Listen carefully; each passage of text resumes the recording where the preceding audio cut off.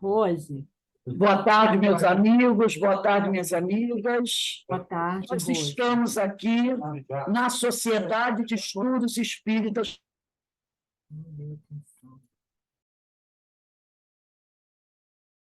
Estamos aqui na Sociedade de Estudos Espíritas Francisco Assis, hoje, né, dia 9 de outubro de 2023. Como o tempo está passando rápido, não é? E aqui, nesse horário, nós vamos iniciar a nossa obra, Devassando o Invisível, de Ivone do Amaral Pereira. Vamos agradecer a Deus a oportunidade que Ele nos concede estarmos aqui reunidos para iniciarmos mais um estudo. Fala, Ana Brito, você queria me dizer o quê? Não, para a gente orar pela Iraci, que ela está no UPA. Ah, tá, internada. vamos. Ao final, nós faremos a nossa prece e aí a gente envolve a nossa irmã Iraci na nossa Obrigada. prece. Bem, gente, nós estamos aqui no capítulo que trata sobre o beletrista, né? Ainda estamos nesse capítulo. Então, vamos iniciar aqui. Diz assim: a doutrina espírita ensina aos médiuns, meu irmão, que a fortuna de um intérprete do invisível será a paz da consciência e que a sua glória estará no dever cumprido. Então, esse é o prêmio, podemos dizer assim, né? O prêmio de um médium, né? Daqueles que estão realmente no caminho com Jesus. É a paz da consciência e a sua glória está no dever cumprido perante as leis de Deus. Como na renúncia ao mundo, pelo amor ao bem e à verdade. Eles não poderão visar jamais a quaisquer lucros pecuniários com a sua produção mediúnica. Então, médium que aceita, né, receber algum tipo de benefício, ele está com problema, né? Ele está com grave problema. Então, ele começa aqui. A doutrina espírita ensina aos médiuns que a fortuna de um intérprete do invisível, quer dizer, daquele que recebe a mensagem dos espíritos, será a paz da consciência e que a sua glória estará no dever cumprido perante as leis de Deus, como na renúncia ao mundo pelo amor ao bem e à verdade. Eles não poderão jamais visar a qualquer lucros pecuniários com a sua produção mediúnica, porque se assim procederem, estarão incorrendo em penalidades graves perante a própria consciência e a santidade do mandato que lhes foi confiado. Não nos atrai, portanto, o renome que poderia conquistar com os favores que o irmão muito bondosamente pensaria em conceder-nos, né? Nem glórias terrenas e tampouco os tesouros que a ferrugem possa consumir e os ladrões roubar, tal como advertiu o nosso divino mestre. Porque o beletrista ofereceu para Ivone várias vantagens, né? Um monte de vantagens. Então, ela está dizendo aqui que não é possível, né? Aí depois ela diz aqui, dentro da doutrina espírita, somos reeducados no desinteresse dos bens temporais. Todavia, temos uma coisa para lhe dizer. Diga, por que não inspira os beletristas terrenos, não espíritas, que desejariam glórias e fortunas, partindo do princípio psíquico de que todos os homens são influenciáveis pelo mundo espiritual? Lembra que está lá da questão 459 do Livro dos Espíritos? Quem tiver alguma dúvida, pegando aqui, ó, a questão 459 do Livro dos Espíritos. Eu vou ler, vocês não precisam pegar, não. Deixa que eu leio aqui. 459 do Livro dos Espíritos. Está aqui, capítulo 9, da intervenção dos espíritos no mundo corporal. Influência oculta dos espíritos em nossos pensamentos e atos. Então, ela diz aqui, por que não inspira os beletristas terrenos, não espíritas, que desejariam glória e fortunas?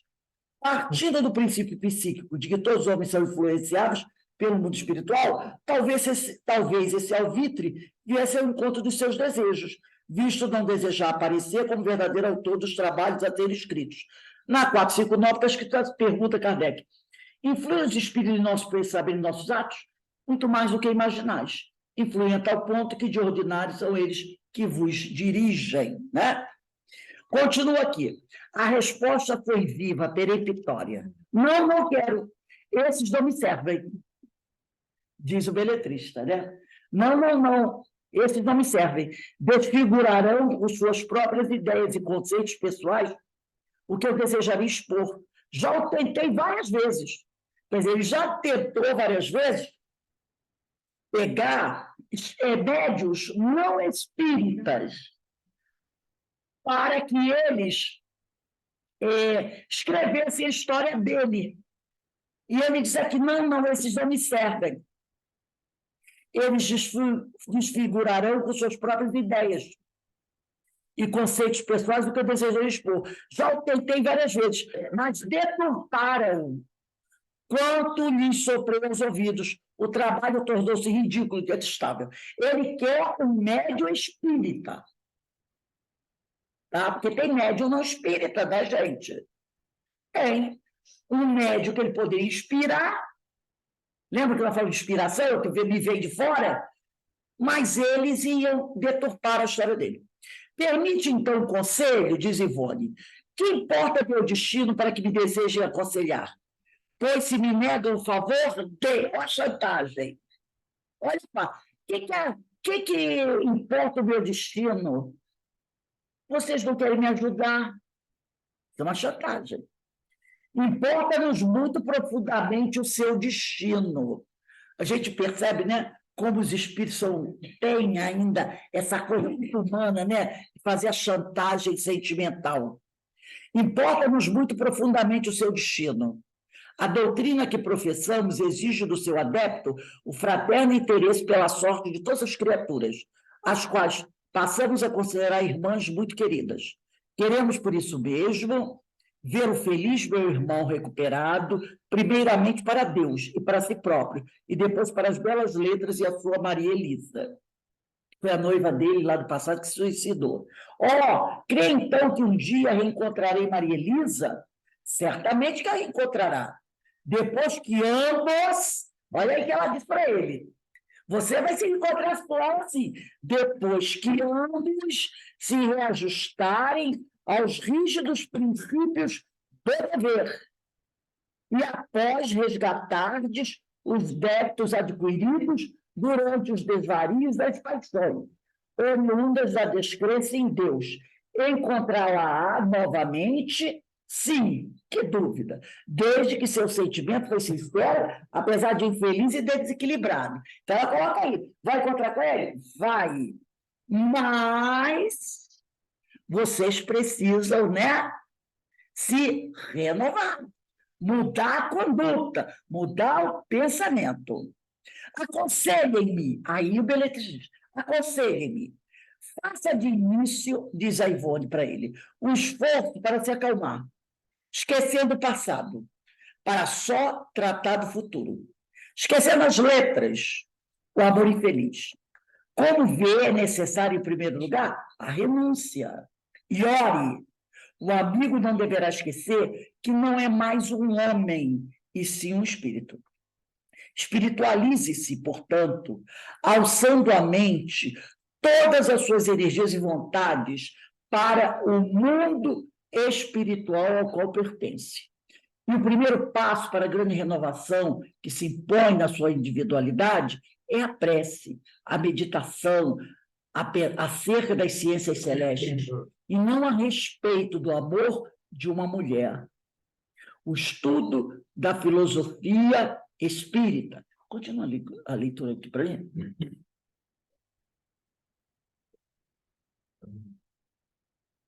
Pois essa filosofia é universal, abrangendo a Terra, os espaços sem fim, os mundos siderais, a alma das criaturas, o coração de cada um de nós. Procure adaptar-se ao conceito do amor a Deus e ao próximo, e cauto nas profundidades do pensamento, a saudade dos fatos que a torturam. Nesta casa, meu amigo, ora-se, estuda-se e trabalha-se, inspirando-se no amor de Deus e do próximo. Foi médico na terra, ainda o é no invisível, porque o sagrado patrimônio intelectual de cada um de nós é bem imortal, que jamais perderemos. Aqui, a esta casa, ocorrem doentes, como poderá verificar. Acabam de solicitar dos médicos do além receituário para os seus diferentes males físicos. Ajudam-nos a aliviar suas dores, curando suas doenças físicas, para mais tarde poder aliviar também os males morais de outros tantos enfermos. Ore conosco, assistindo metodicamente aos nossos estudos e meditações. Convido-o Tá. mesmo a estudar diariamente comigo, no silêncio do meu aposento que conhece. E preste atenção aos ensinamentos contidos nos livros que leio e nos que me dão as nobres entidades espirituais, que me concedem a honra dos seus ditados mediúnicos. Depois, meu amigo, o caminho a trilhar por si mesmo se continuará, permitindo a paz que há faltando ao seu coração até hoje. Denise, pega aí para mim. Nada respondeu, mantendo-se em triste silêncio. Conservou-se respeitoso durante a prece para encerramento do receituário. Retirou-se vagarosamente e, por alguns instantes ainda, nossa visão espiritual distinguiu, caminhando ao longe por uma estrada ligeiramente inclinada, polvilhada de uma substância creme e meio cintilante, e pareceu-nos que chorava. Não mais tornamos a ver essa individualidade espiritual, ou sequer tivemos notícia dela. Não indagamos jamais do seu paradeiro ou instrutores espirituais que nos assistiam, mas não a esquecíamos. Orávamos em sua intenção durante nossos trabalhos e a convidávamos a acompanhar-nos nos estudos diários das obras espíritas, que sistematicamente fazemos até hoje. Não mais pressentimos sua presença, nem qualquer intuição informativa a seu respeito. 4 anos depois da sua visita, ou seja, pelo ano de 1934, fazíamos a sessão sociais para um jornal semanário do interior, de propriedade de um dos nossos irmãos. No momento de empunhar a caneta para traçar as primeiras linhas daquele noticiário, alguém invisível, que não conseguimos identificar, arrebatou-nos o braço. Atira a caneta para o lado, toma do lápis e traça velozmente uma pequena novela intitulada Deodato, posteriormente publicada em folhetins por um conhecido jornal espírita do Rio de Janeiro. Esse trabalho, com todos os característicos dos ditames mediúnicos, recebido em momento impróprio, sem que nos houvéssemos preparado sequer com uma prece, sem que ao menos tivéssemos pensado em qualquer categoria de espíritos. Foi traçado tão rapidamente que não pudemos interrompê-lo senão para trocar de lápis. E quando finalmente a entidade comunicante modelou a última frase e exclamou como de hábito em trabalhos congêneros: ponto final. Então, a gente vê, né, que ele praticamente violentou o livre-arbítrio dela. Ele violentou o livre-arbítrio. Ele tomou de assalto, sem perguntar a ela se ela queria ou não. Tanto que ele diz aqui, ó, esse trabalho, com todos os caracteres do ditado mediúnico, recebido em momento impróprio. Não era a hora de fazer um ditado mediúnico, né? Sem que nos houvéssemos preparado, sequer com a prece. Ele a tomou de assalto. né? Sem que ao menos tivéssemos pensado em qualquer categoria de espíritos, porque quando ela vai fazer a psicografia, ela pede a presença dos amigos espirituais. Foi traçado tão rapidamente que não pudemos interrompê-lo, senão para trocar de lápis. E quando finalmente ela terminou, ele botou lá, no final. Ele tomou ela de assalto, ele não perguntou para ela se ela queria ou não. Mas ela ainda estava ligada nele. Ela ainda estava ligada nele. Mas um espírito mais elevado não faz uma coisa como essa. Não faz. Ele não faz isso. Ele fez porque ele sabia que se ele pedisse a ela diria não. Então, quando recebeu um não, ele... Me lê para a gente aí. Lê mais 1, 2, 3, 4, até o 5º parágrafo aí. Mas, Não apôs assinatura. quer dizer, ele não Certos... assinou. Hein? Ele não Entendi. assinou. Ah, sim. Certos de que absolutamente não seria de nossa lavra a produção literária que acabávamos de compor, pois que somente escrevemos sob a influência dos espíritos, ainda quando o trabalho se afigure nosso, como acontece com o presente volume. Rogamos à entidade enternecida, sentindo ainda a sua presença e a ternura que nos invadiu, dulcificando nosso coração. Querido irmão, muito agradecemos a benevolência da vossa presença, com a mimosa dádiva literária, com que nos presenteais. Que o Senhor vos ilumine e abençoe, tornando-vos feliz na espiritualidade. Tende a bondade de assinar o vosso trabalho. Esperávamos, mas a entidade quedava-se silenciosa e esquiva. Repetimos a súplica. Tende bondade de assinar. Um trabalho anônimo de além-túmulo não tem valor e não poderá ser publicado.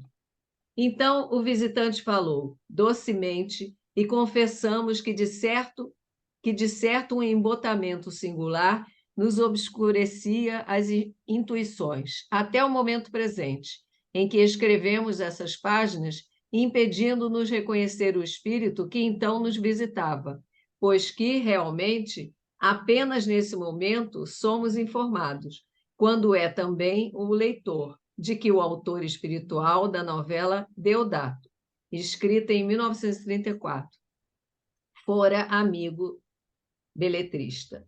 Respondeu-nos ele, porém, naquela época, sem que o identificávamos. Assina vós mesmos, presentei-vos com ela. Eu não desejo aparecer. Quer dizer, quando ela estava fazendo o trabalho, né? E ele a tomou de assalto e ela não identificou. E era o beletrista. Até porque ele diz aqui, ó, 4 anos depois de sua visita, por volta de 1934, fazíamos a sessão sociais para um jornal lá da cidade dela, né? E no momento que ela estava escrevendo uma coluna para o jornal, foi quando ele a tomou de assalto. Então, ela não sabia que era o beletrista. Já fazia 4 anos que ela não ouvia falar dele. Ela não sabia. Ele não se identifica, ela diz que não quer publicar um trabalho anônimo, e ela não me conhece. Então, apesar dela não ter achado legal o que ele fez, né, tomando ela de assalto, ela ainda agradeceu por ele ter escrito a mensagem, a novela dela, ela não quis dar uma branca nele. Ela disse, obrigado por você ter mandado a mensagem, por favor, assina aí, porque trabalho anônimo, eu não posso publicar. E ele disse que... Né, e ela diz uma coisa interessante aqui. Ele falou docemente com ela, respondeu, e ela diz, confessamos que, de certo, o embotamento singular nos obscurecia as intuições, até o momento presente em que estamos escrevendo essas páginas desse livro. Até o momento que ela escreveu esse livro aqui, esse livro aqui deve ser de... Deixa eu ver aqui, tem a data, 1900... deixa eu ver aqui... Opa, não tem que ser aqui da frente. Eu não sei. Deve ser, esse livro aqui parece a data... não dá para ver. Deve ser por aí, 1960, qualquer coisa aqui. O prefácio é de 62, deve ser de 63. Olha só, quase 30 anos depois, ela ainda não tinha... Aqui, Rose, está 1978. 78 deve ser outra edição, porque 63. 63, o prefácio é de 63, publicado em 1963, eu tenho anotado aqui. 78 é a edição da frente.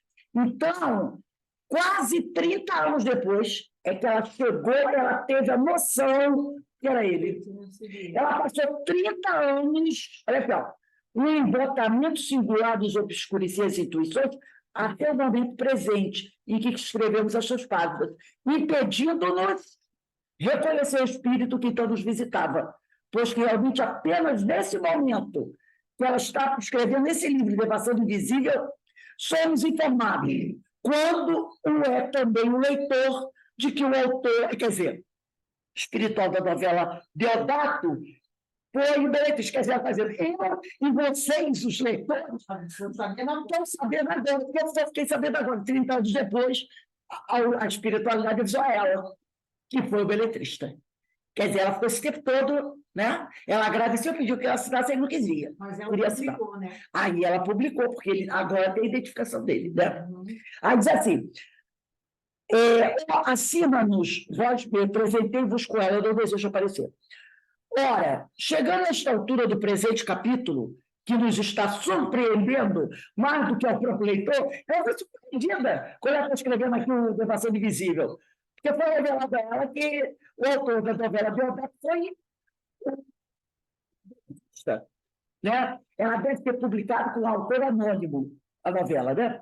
Ora, chegando a esta altura do presente capítulo, que nos está surpreendendo mais do que o próprio leitor, eis que o venerável espírito Bezerra de Menezes, um dos patronos espirituais do Centro Espírita de Lavras, pela época em que lá militávamos e onde pela primeira vez falamos ao amigo beletrista, irradia até nós seus pensamentos, avisando-nos de que dirá algo a respeito.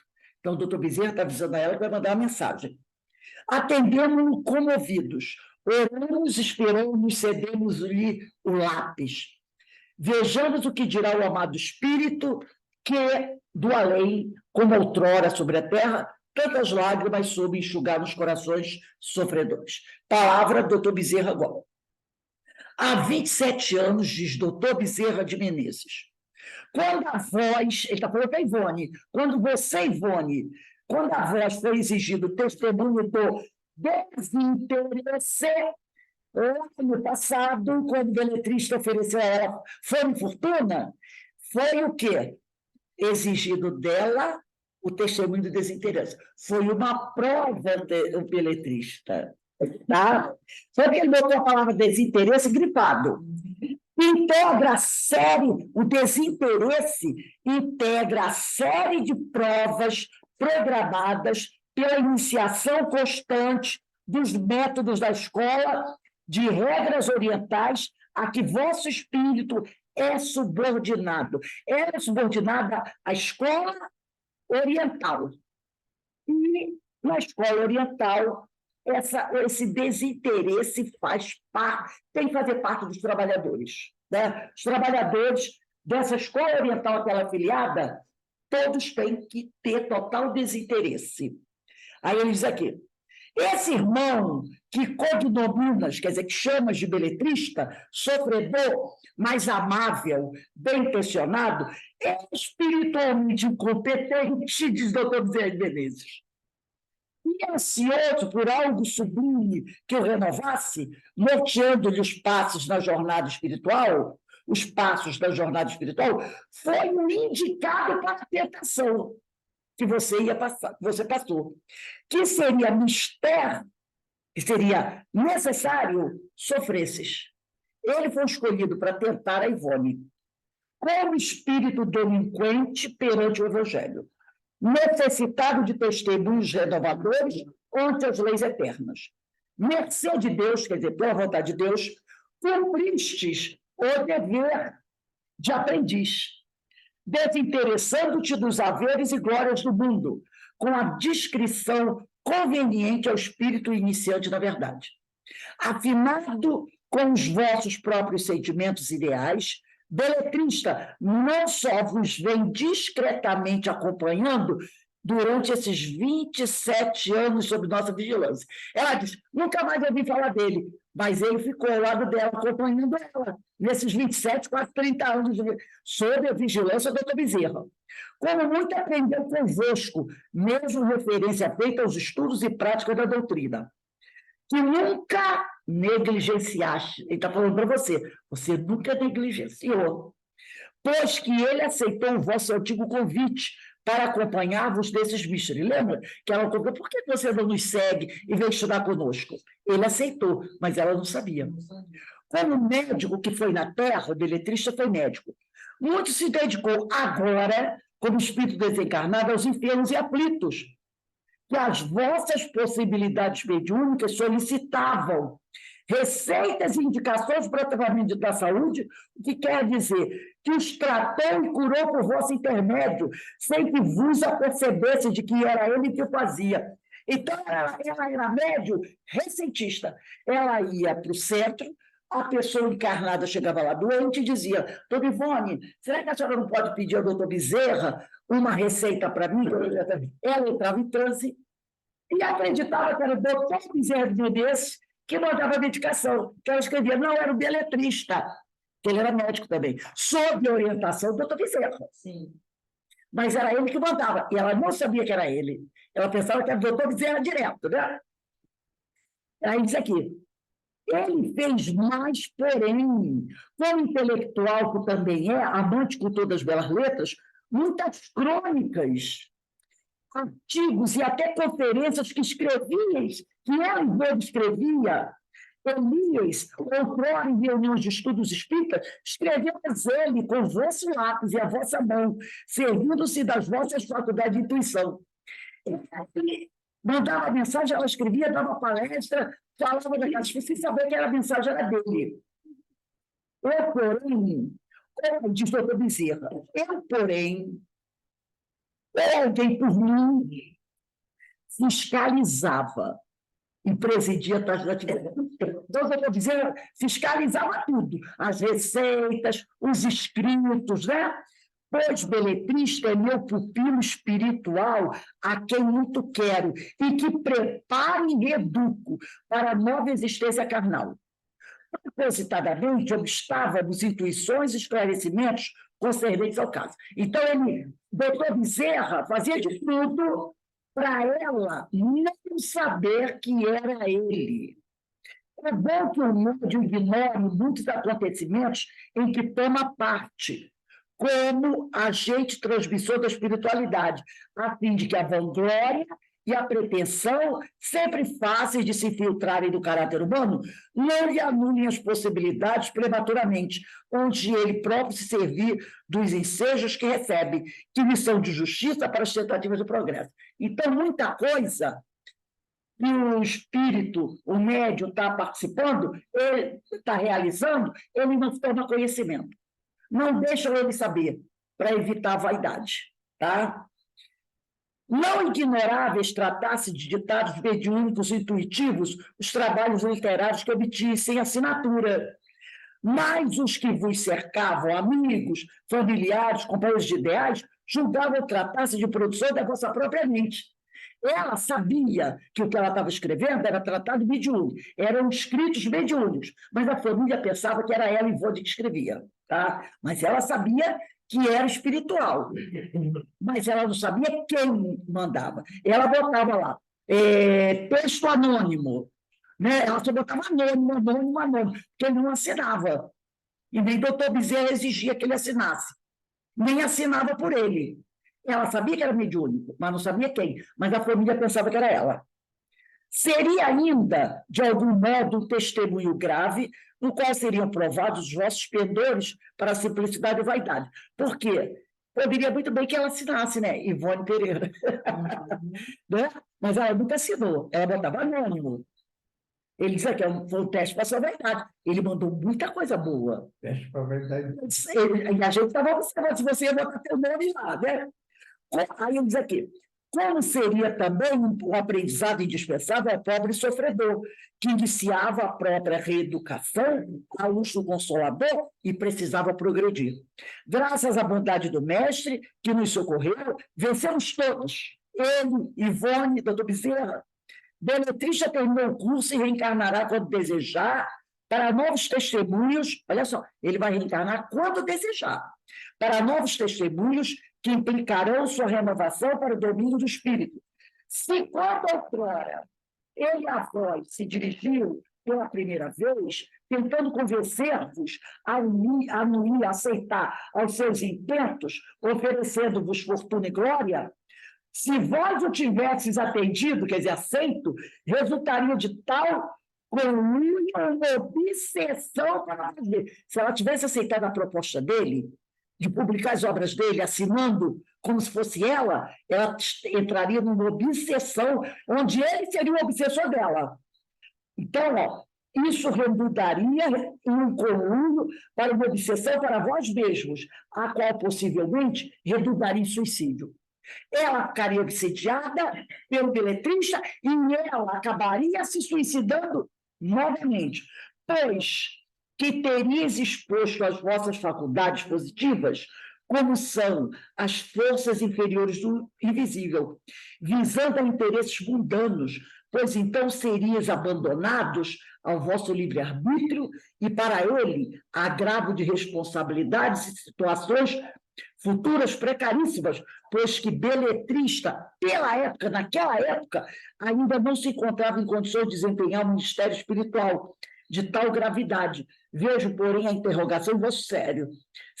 E o suicídio por ele praticado? Vamos parar aqui. Porque ele ficaria ligado a ela. E ele estava ligado.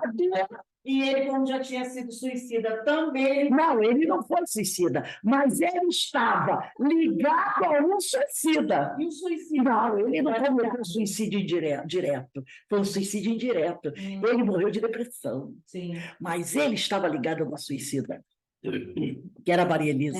E se ela, dia 16, a gente começa no próximo parágrafo. Quando ela estava... Porque a Maria Elisa estava ligada à beletrista. Sim. Se a Ivone aceita publicar as obras e vai dar o nome dela, lembre-se que Ivone é uma suicida. Uhum. Se ela aceita a proposta dele, estaria ligado a ele, que está ligado a uma suicida que talvez o esteja obsediando. E ela, Ivone, como tem o germe, vamos dizer assim, é uma suicida e ia se ligar a outra. E poderia ser obsediado, e poderia, como diz o doutor Bezerra aqui, você ia se suicidar de novo, você ia entrar numa obsessão terrível e ia se suicidar de novo, perdendo a reencarnação. Então, eles fizeram aquela, atentaram para ver se ela caía, para ver se ela cedia, para ver se ela tinha, caía não, para ver se ela tinha feito realmente o aprendizado. E ela fez. Ela fez o aprendizado.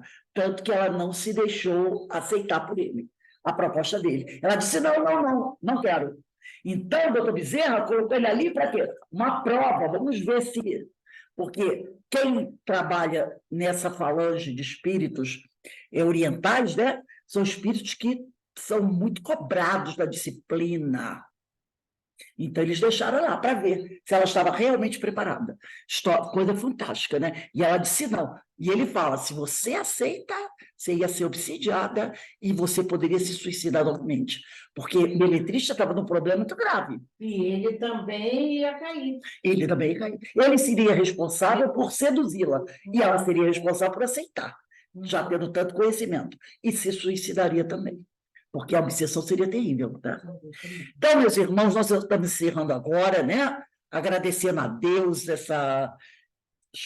esse estudo fantástico de Dona Ivone Pereira, que Deus também nos ajude a sermos fortes e não nos deixarmos também levar pelas seduções, pelos convites, não é verdade? Gente, nós vamos ter uma palestra hoje, que é o nosso irmão Mário Mazei. Ele vai falar conosco sobre a glória do trabalho. Olha que coisa linda, né? É do livro Lampadário Espírita, capítulo 38. Esperamos poder contar com a presença de todos vocês da nossa palestra, tá bom? Um beijo para vocês Amanhã quarta-feira, não, quarta-feira estamos de volta com o estudo do Evangelho, tá bom?